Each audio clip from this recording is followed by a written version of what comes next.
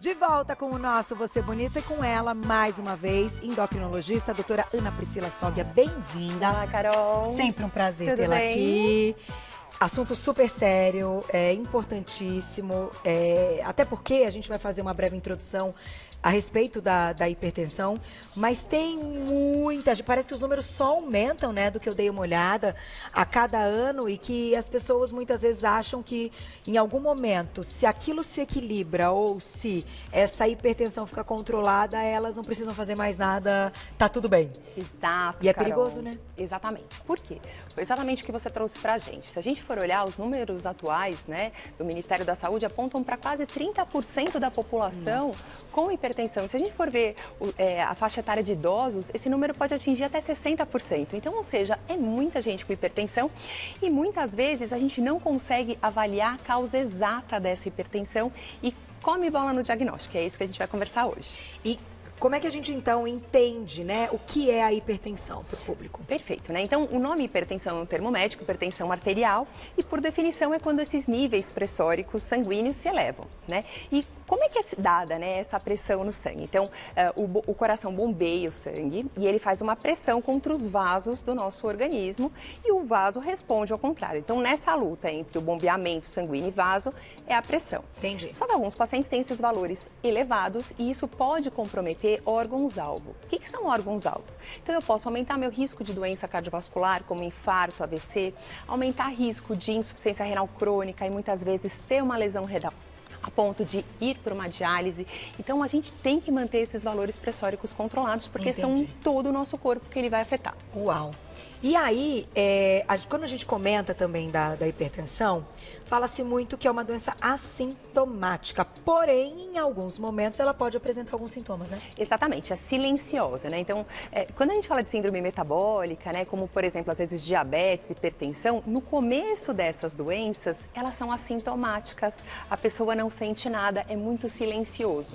E muitas vezes, quando ela vai fazer o diagnóstico, porque ela começou a ter sintomas como dor de cabeça, tontura, zumbido, esses valores de pressão já estão muito altos. Tá. Então, a gente pega essa doença depois, às vezes, de anos que a pessoa já tem um valor alto e podendo comprometer o organismo da pessoa. E se caso isso aconteça, quais são aí alguns pontos que a gente tem que ficar atento que podem demonstrar que essa pressão pode estar mais alta? Tá mais alta. Então, primeira coisa, eu acho que assim, sempre avaliar a pressão, ter um acompanhamento médico para um tratamento preventivo. Então, a fase assintomática. Então, acompanhar com regularidade a cada 6 meses e sempre aferir a pressão. Sintomas que chamam a atenção: dor de cabeça, tontura, zumbido, dores no peito, mal-estar. Então, opa, essa dor de cabeça ela está recorrente, ela não passa. Vamos aferir a pressão para ver se de repente ela não é uma das causas dessa dor de cabeça. Perfeito. Tá bom? E aí, antes de entrar em todos esses órgãos e falar da alimentação que vocês estão vendo aqui, tem uma questão de novos valores. Exatamente. Pra gente entender, então, como é dado esse diagnóstico. Queria que você explicasse, então, o padrão ouro aí, né? Exato. Que define que aquela pessoa, então, tem pressão alta e que ela deve, sim, ter um tratamento para isso. Até quero comentar aqui com o público, porque nessa semana atendi uma paciente, ela falou assim: ai, não, doutora, minha pressão ela é muito baixa, é 11/7. Aí eu falei: não, na verdade, sua pressão é normal. Ela é normal. Esses conceitos, e cada vez mais a gente tem sido mais rigoroso, por quê? Porque a gente percebe que valores que a gente considerava normal já põe em risco do ponto de vista cardiovascular. Vamos dar uma olhada na tabela e a gente vai ver esses valores. Olha lá, vamos colocar então pra gente acompanhar, até para que você entenda o seu exame, né? Exatamente, o seu valor. Então, quando a gente fala em normal, a pressão ela tem que ser menor do que 12/8. Tá. Ponto. Perfeito. Aí isso não é uma pressão baixa, é uma pressão ótima. Esses valores de 120 até 139 e de 80 até 89, que antes a gente considerava como sendo normal, a gente chama hoje de pré-hipertensão. Por quê? Porque os estudos mostram que esses pacientes têm um risco aumentado de ter pressão alta e maior risco cardiovascular, principalmente quando é entre 130 e 139 e 85 a 89. Aumenta risco de infarto, aumenta risco de AVC. Lógico que muitas vezes a gente não vai lançar mão de uma medicação, mas a gente pode lançar mão de mudança de qualidade de vida para baixar esses valores. Perfeito. Então, aí, nesse caso, interessante a gente também entender, para alguns, então, vai depender deste número e destes valores para ter um diagnóstico que essa pessoa vai ter que usar medicamento. Exato. Então, valores de hipertensão é orientado fazer um tratamento. Muitas vezes, num estágio 1, não precisam entrar com um tratamento medicamentoso. Mas já se liga, né? Exatamente, a gente vai conversar sobre isso. Tá. Mas eu posso mudar a qualidade de vida, fazer exercício, perder peso, mas tem que ter um acompanhamento médico. E o pré-hipertenso, que antes a gente fala, minha pressão é 13/8, tá normal? Bem, não tá tão normal assim. Vamos cuidar melhor da saúde? Entendi. Aí, a gente vai começar a falar, então, da questão da hipertensão endócrina. Então, que Exato. órgãos são esses? A parte hormonal, será que tem relação? Então, mulheres, Exato. opa, vamos ficar atentas. Como você quiser, doutora, comece por onde você Perfeito. quiser. Então, quando a gente fala de hipertensão, a principal causa é a hipertensão essencial. O que é hipertensão essencial? A hipertensão que é gerada por genética, hereditariedade. Então, a gente não encontra uma causa no corpo da pessoa. Ela tem uma predisposição associada a sedentarismo, tabagismo. Então, ela tem uma hipertensão essencial. Tá. 90% dos casos. Mas 10%...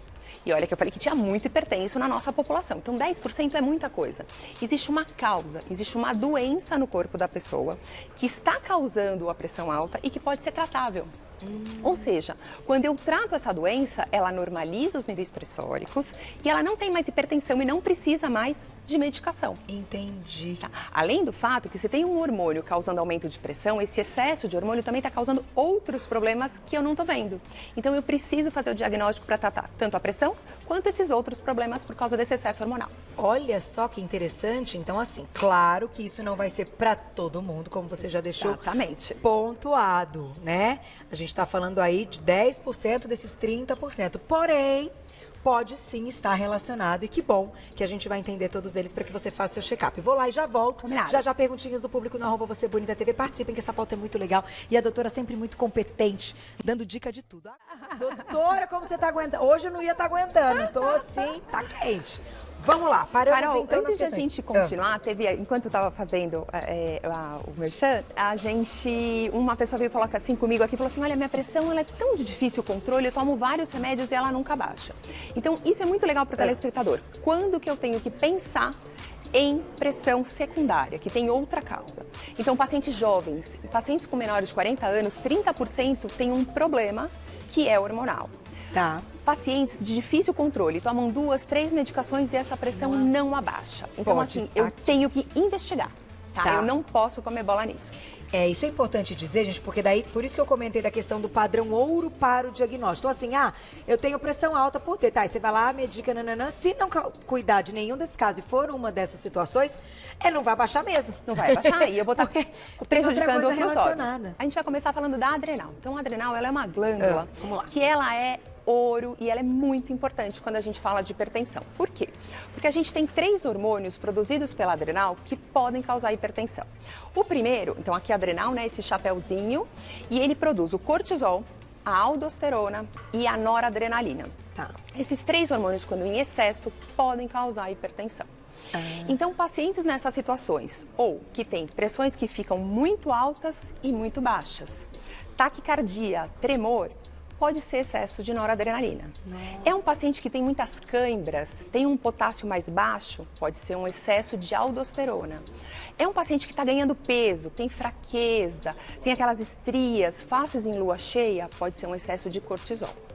Então, puxa, além da pressão alta, tá aparecendo tudo isso que a gente comentou, eu preciso falar para o meu médico. Não adianta só falar que a pressão está alta. Eu preciso falar, além disso, eu estou com fraqueza, eu estou aparecendo estrias, eu estou começando a ter câimbras. Por quê? Além do tratamento específico para cada uma dessas sintomas, a gente tem alguns alimentos que podem ajudar. Tá. Então, todos esses excessos de hormônio da adrenal causam um potássio mais baixo. Eu vou ter câimbras, eu vou ter dor muscular. Então, alimentos ricos em potássio, como, por exemplo, banana, queijo, brócolis, eles vão ajudar muito nesse processo. Tá. Outra coisa que a gente também pode acrescentar na alimentação para tentar diminuir os valores, principalmente da aldosterona, que é um hormônio produzido pela adrenal, são alimentos que aumentam serotonina e dopamina. Tá. Por quê? Porque quando aumenta a serotonina e dopamina, cai o cortisol, cai a aldosterona. Entendi. Quem são esses? Tudo que tem triptofano, que tem fenilalanina, como amendoim, queijo, arroz integral. Então, esses alimentos aqui beneficiam leite, beneficiam muito pacientes que podem ter um aumento de pressão por causa da adrenal. Agora, quando a gente está falando de adrenal, doutora, você citou a questão alimentar, super importante para os sintomas, veja. Porém, Perfeito. o que envolve o tratamento quando a gente fala da questão da adrenal? Porque é hormônio, né? Então, primeiro, quais são os exames que o médico tem que pedir? Para a gente avaliar a aldosterona, a gente tem que pedir um exame hormonal que se chama aldosterona e renina. De acordo com a relação deles, eu prossigo na investigação. A maior parte das vezes, Carol, é um nódulo na adrenal que está produzindo muito hormônio. Tá. E na maior parte das vezes o tratamento é cirúrgico. Mas quando a gente opta por não fazer o tratamento cirúrgico, aí a alimentação ela é fundamental para conseguir balancear esses níveis hormonais. Entendi. Tá bom? Tá aí. Então, isso aqui é uma pauta à parte, né? Falar de adrenal. Perfeito. É um programa à parte. A gente pode falar um dia tudo que vocês Disso. quiserem imaginarem, mas eu vou colocar uma perguntinha do público que a Glaucia já me sinalizou que chegou. Na tela, quem escreveu pra gente. Olha lá. Obrigada, Mônica. Um beijo. Tenho 41 anos e já tomo remédio de pressão alta há 3. Qual é a alimentação, então, que pode prejudicar? Perfeito. Mônica, obrigada pela pergunta. Então, a primeira coisa que eu acho que é muito importante o seu médico avaliar junto com você para ajudar. Da onde eu tirei o prejudicar? A louca. Também não sei. Então, pode falar às vezes o que prejudica e o que pode ajudar. Ela é uma paciente em idade jovem, Verdade. né? Então, mulher, é lógico que a gente tem fatores de risco familiares, às vezes é uma questão hereditária, mas tem que obrigatoriamente descartar. Colher aldosterona, colher metanefrina, colher cortisol. Então, ou seja, tem que descartar causas secundárias. Tá. Em relação à alimentação, isso que a gente colocou esse grupo, ele vai ajudar muito de toda essa mesa, né? Porque são alimentos que, na verdade, levam à queda dos níveis pressóricos e uma regularização hormonal. E falando em prejudicar, a gente tirar o excesso de sódio também vai fazer bastante benefício. Mas descartar um hipotiroidismo, que a gente vai conversar agora, é muito importante para a gente ter certeza que a pressão alta é hereditária e não causada por outro problema. Perfeito. Já já nós vamos falar então da tireoide. Que lindinha. Mas antes tem mais perguntinha. Quem escreveu pra gente na tela. Olha lá. Terezinha, um beijo, obrigada. Tenho 61 anos e tomo remédio para colesterol. Algumas vezes acordo por estar com dor de cabeça. Pode ser a chamada pressão noturna? Olha que pergunta importante. Nós temos muita resposta aí, a gente já te conta. Doutora, deixamos uma perguntinha, uma pergunta interessante. Né, a Terezinha então mandou pra gente que ela tem 61 anos, que ela toma remédio para colesterol, que algumas vezes ela acorda com dor de cabeça. Se pode ser a chamada pressão noturna. Então, o que eu acho que é muito importante? Quando a gente fala de hipertensão arterial, a primeira coisa que começa a acontecer, Carol, é uma ausência do descenso noturno. O que é esse palavrão? Então, assim, quando a gente dorme, nosso corpo relaxa. Então, esses níveis pressóricos, eles têm que cair bastante. Tá. E alguns pacientes, durante a noite, esses valores não caem. Então, ou seja, eles continuam elevados. Então, é o primeiro ponto, é o primeiro passo. E o fato de alguns pacientes terem essa ausência dessa queda, desse descenso noturno, é prejudicial a alguns órgãos. Então, pode ser que essa dor de cabeça realmente seja por causa de aumento de pressão. Mas, qual é a questão? Se ela for no consultório médico, muitas vezes a pressão vai estar normal, porque durante o dia está normal. Então, no consultório, na farmácia, em algum lugar, ela vai medir e vai vir normal. E aí, para esses pacientes, é muito importante fazer um mapa, que é aquele exame, que é a monitorização ambulatorial de pressão arterial de 24 horas. Porque aí ela consegue pegar durante a noite o que está acontecendo e poder afastar a questão da pressão mais alta como causa da dor de cabeça. Show de bola, Terezinha. Faça isso então, que certamente vai ter resposta. Adorei. Exatamente. Um beijo pra você, obrigada. Doutora, vamos falar então de tireoide. Perfeito. Né, que ela vai ter as... E paratireoide. E paratireoide. Então, um dos outros hormônios também que podem causar esse aumento de pressão são os hormônios produzidos na tireoide. E tanto a falta, Carol, quanto o excesso podem causar aumento da pressão. Então, o hipotireoidismo pode aumentar a pressão e o hiper também. Quando chamar a atenção? Tremores, sudorese, palpitação, perda de peso, hipertireoidismo. Estou muito letárgica, cansada, ganho de peso, queda de cabelo, dores pelo corpo, hipotireoidismo. Então, a gente tem que sim olhar a pressão, mas ver também o quadro clínico do paciente. Perfeito. Para fazer diagnóstico, TSH e T4 livre, que são os exames hormonais, e para ajudar na alimentação. Então, em pacientes com hipotireoidismo, eu quero alimentos ricos em iodo, para ajudar a tireoide dele a fazer esse hormônio que contém iodo. Tá. Então, salmão, frutos do mar, algas marinhas, amêndoas, quinua. Então, a quinua ele é um alimento maravilhoso para a tireoide porque ele é rico em iodo, selênio e zinco.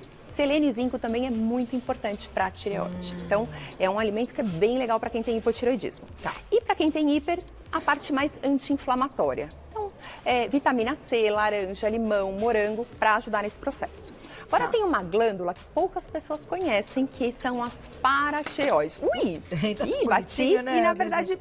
Aí acho que eu vou precisar de uma ajuda. Será que eu consigo? Aí, consegui. A paratireoide, elas são 4 glândulas, que são esses amarelinhos, que ficam na tireoide. E elas produzem um hormônio chamado PTH. O PTH controla o cálcio no nosso sangue. E quando ela produz muito paratormônio, muito PTH, esse cálcio pode subir e eu posso ter uma hipertensão. Entendi. Então, é uma causa de pacientes que têm cálculo renal. Eu tenho uma osteopenia, osteoporose, eu estou mais depressivo, eu estou com mais dores pelo corpo. Medir o cálcio e medir o PTH. Tá. No caso de ter um hiperpara, normalizar os níveis de cálcio e de vitamina D através de alimentos ricos em vitamina D e cálcio também são muito importantes, como leite, salmão e ovo. Tá. E quem não tem a tireoide, doutora, que teve que fazer remoção e toma hormônios, também pode ter, pode encontrar algum problema ligado à hipertensão nesse caso? Então, pacientes que tenham tido uma retirada de tireoide, por exemplo, um hipotireoidismo pós-cirúrgico, acrescentar alimentos ricos em iodo, só que ele não produz. Então, assim, a alimentação não vai fazer tanto efeito, mas ele pode ter hipertensão por causa disso se o ajuste da dosagem da medicação não for adequado. Se tiver errado. E quem tirou as tireoides por causa de um problema na tireoide, como por exemplo um câncer de tireoide, um nódulo muito grande, as paratireoides ficam. Então elas têm que ser avaliadas no caso de hipertensão, mesmo tendo tirado a tireoide. Então a gente tira só a tireoide, a paratireoide fica. Tá aí. O próximo você vai falar de ovários. Já tem uma pergunta até pra gente introduzir na tela, olha lá. Fabiola, um beijo, obrigada. Tenho problemas de ovários policísticos e estou com um quadro hipertenso. Existe relação entre esses dois problemas? Como posso melhorar, então, com a alimentação? Fá, eu também tenho ovário policístico, amiga. Muito bem. Então, fazemos parte desse time, é um time grande. Enorme. Maior do que a gente imagina, essa mulherada com ovário policístico. E que causa muita repercussão no nosso corpo, né? Então, quando a gente fala de ovário policístico, a gente fala muito de uma associação com síndrome metabólica. Então, são crianças, que a gente geralmente faz o diagnóstico na adolescência, que vão ter uma resistência à insulina. Uma resistência à insulina no ovário, por isso que o ovário tem muitos cistos, ele não consegue romper e aí ele acaba ficando com policístico. Só que essa resistência à insulina também tem em todos os outros órgãos, principalmente no fígado. Então, eu tenho um aumento de risco de diabetes, eu tenho um aumento de risco de hipertensão. Qual é o tratamento? Regularizar o peso, quando ele estiver acima do peso, fazer muita atividade física, diminuir a quantidade de sódio na alimentação, para que a gente não tenha que ficar refém do uso de medicações e melhorar a nossa qualidade de vida. É lógico que caso tudo isso não seja necessário, a gente introduz uma medicação. E eu hoje sou low carb por causa dos ovários policísticos. Porque diminui muito a resistência insulínica e melhora muito o corpo como um todo, né? Porque essa resistência ela acontece em todos os órgãos. Então, quando a gente muda, né, para uma dieta de baixo índice glicêmico ou uma low carb, eu melhoro muito esse funcionamento de todas as células do corpo, tanto do ovário quanto do fígado, e muitos pacientes normalizam a pressão. Alguns não, e aí a gente tem que entrar com uma medicação. E até a própria questão do ovário, do funcionamento disso, né, doutora, da questão hormonal. De infertilidade, de ovulação, de hormônios, porque às vezes esses hormônios também não estão sendo produzidos correto. Então a pessoa às vezes pode ter uma baixa de libido, uma sensação de cansaço por causa desses hormônios mais baixos. Nesse caso que a gente está trazendo aqui, o que eu quis trazer em relação ao ovário? A gente sabe que as mulheres, principalmente quando entram na fase de climatério e menopausa, esses hormônios caem muito. E com isso eu tenho um aumento do risco de aumentar a pressão arterial. Então é importante que a mulher que esteja entrando nessa faixa etária acompanhe com o médico. Começa sempre, né? Afira, né, a sua pressão arterial e no caso de ela estar aumentada, tentar uma qualidade de vida parecida com a dos ovários policísticos. Então, perder peso, fazer atividade física e entrar com alimentos que tenham um componente de fitoestrógeno, de isoflavonas mais elevado. Por exemplo, as maçãs, soja, brócolis, cebola, que na verdade eu vou estar dando um substrato para fazer esse hormônio que é o estrógeno, tá bom? Então, na verdade, eu estou dando o ingrediente para que esse ovário consiga produzir esse hormônio que ele já está diminuindo a produção na época da menopausa. Muito bom. Tem mais perguntinha do público na tela que escreveu pra gente. Aproveitem, que delícia. Marilene, né? Um beijo pra você. É verdade que suplementar o magnésio ajuda na prevenção da pressão alta? Essa pergunta é ótima. Legal. Posso falar? Pode. Vamos lá, Marilene, eu sou fã de magnésio, acho que nem você, né? Então, é algo muito novo essa reposição de magnésio como suplemento. Dos últimos anos, não era algo comum na medicina, né? E hoje a gente tem visto que melhora não só os níveis pressóricos, né? Como melhora a qualidade do músculo, da atividade física, que também contribui para a diminuição da pressão. Então, o magnésio, ele tem um efeito direto em diminuir a pressão arterial e um efeito indireto, porque ele, na verdade, melhora outros órgãos que, quando bons, ajudam no controle da pressão. Então, mas suplementar sozinho nunca, né, doutora? Então, a gente não recomenda, né? Porque assim, eu já vi vários pacientes com intoxicação, por exemplo, por vitamina D. E aí chegam com uma hipercalcemia com cálcio super alto e com uma vitamina D de 3.000. Então. Por quê? Porque tomou em excesso, absorveu muito bem. Então, assim, esse acompanhamento com um profissional de saúde, sempre olhar esses valores nos exames de sangue para não ter perigo de fazer em excesso, né? É o ideal, né, gente? Orientação, porque a gente quer que dê certo. Então não adianta tomar a decisão achando que vai dar e depois não entender porque não deu, né? Porque faltou justamente a informação com a orientação. Para você, pode. Para você, não. Não, e muitas vezes o risco de ter efeitos colaterais, né? Então, além de não dar certo, eu posso ter o risco de ter um efeito colateral por causa de uma suplementação excessiva. Então, esse acompanhamento, sempre com um profissional de saúde, nutricionista, um endócrino, com um clínico, é muito importante. E você sabe que isso a gente vai já pro fechamento, pro último órgão, sempre vem na minha cabeça, nós somos figuras públicas e as pessoas que estão ali como digital e tal, e influenciando de todas as formas, eu nunca mostrei e nunca vou mostrar qual é a minha fórmula de suplementação dada pelos meus médicos. Lógico que não. Gente, não pode fazer isso, porque você está mostrando que é para você, que foi de acordo com os seus exames e tal, aí depois as pessoas fazem bobagem. Exato. Entendeu? Conseguem ali a receita e tal, nem passam em consulta e vai lá porque quer tomar igual, porque viu a blogueira que toma aquele, né? Sua. Nossa, é uma lindo. responsabilidade isso, gente. Prestem atenção nisso, é muita responsabilidade. Faz os exames direitinho que você vai ter a sua. Porque o médico é capacitado para isso, para colocar o que está faltando. Então, assim, cuidado. Você me falou, agora me vem isso na cabeça. Eu nunca posso deixar passar quando vem algo assim que é muito pontual. Tomem cuidado. Vamos fechar, então, com... o último órgão, que hoje, na verdade, é a gordura visceral. Tá. Seja no fígado ou seja na região interna, né? Então, a gente aqui tem a foto, os músculos, a gente tem a gordura do subcutâneo e a gente tem aquela gordura que está dentro da nossa barriga, que é a gordura visceral. E hoje, a gordura, né? As células adipócitas de gordura, elas são consideradas um órgão do ponto de vista endocrinológico, porque eles produzem muitos hormônios e que grande parte deles tem um efeito inflamatório, aumentando aquela resistência insulínica que a gente já comentou. E aí, com isso, os pacientes têm um aumento de risco de síndrome metabólica e pressão alta. Então, muitas vezes, esses pacientes que têm esse aumento de gordura visceral, ao perder peso, eles normalizam a pressão. Por quê? Porque além de diminuir o peso e a carga pressórica que o coração tem que fazer para bombear para o resto do corpo, ele também diminui esse componente inflamatório. Puxa vida. E aí esses alimentos mais integrais para perder peso, ricos em fibras, com uma dieta de baixo índice glicêmico também são super bem-vindas. E no final, doutora, muita água e muita atividade física? Exatamente. Acompanhamento com um profissional de saúde, sempre aferir a pressão para a gente não comer bola por anos a fio. E no caso de alguma coisa suspeita, fale com o seu médico os novos sintomas, porque às vezes a gente pode estar diante de um caso que seja tratável. Olha, quanta coisa. E às vezes a gente põe a culpa só na genética. Exato. Coitada desse histórico familiar que a gente carrega. No final, pode ter relação com o estilo de vida que a gente leva também, né? Também, Carol. Obrigada. Obrigada Sempre a você. Um prazer ter a endocrinologista, a doutora Ana Priscila Sóguia, junto com a gente. Quem quiser saber mais, eu vou deixar um telefone de contato da clínica, que é o 5084-1280, 5084-1280. E lá no Insta, para você seguir, @Actalive, é AKTALI, um V mudo, tá? @Actalive, tudo junto, você já encontra todo o trabalho dela. Obrigada mais uma vez, parabéns pela aula. Obrigada. Adoro, até a próxima, obrigada. Tchau. Bom,